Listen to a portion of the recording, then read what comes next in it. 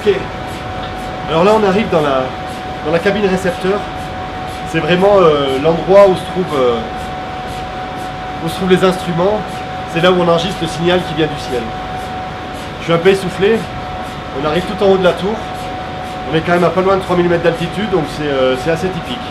Donc alors ici, pour le moment, on a 3 instruments pour le télescope de 30 mètres. Donc on a ERA, qui est une caméra qui nous permet de faire des grandes cartographies du ciel et de mesurer l'information spectrale de ce qu'on observe.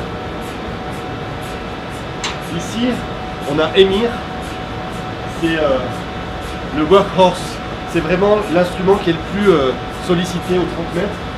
Il représente plus de 90% du temps d'observation. C'est un instrument qui a été fabriqué à Grenoble, designé, conçu, fabriqué à Grenoble par les équipes de l'IRAM.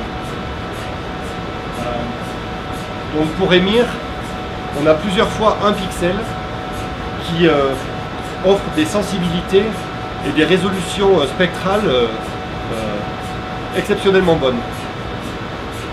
Et enfin, au bout de la cabine récepteur, on a un instrument qu'on a installé il y a quelques mois, qui s'appelle NICA 2, qui a été conçu par une équipe menée par l'Institut Néel et le LPSC à Grenoble.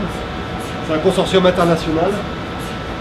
Et c'est un type différent d'instrument qui, cette fois-ci, ne mesure pas les propriétés spectrales des objets, mais plutôt le flux continu, on appelle ça, et qui permet de faire des cartes grand champ du ciel.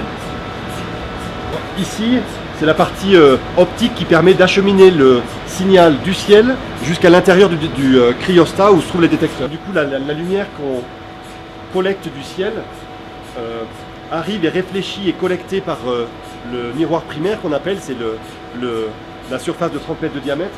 La lumière est réfléchie sur le miroir secondaire qui est tenu par le quadrupode qu'on voit.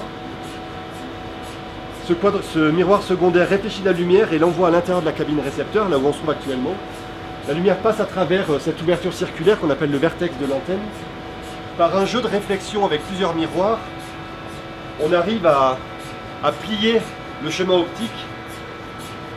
Et tout ça pour arriver à amener la radiation à rentrer par derrière le cryostat et finalement atteindre la partie sensible de notre instrument.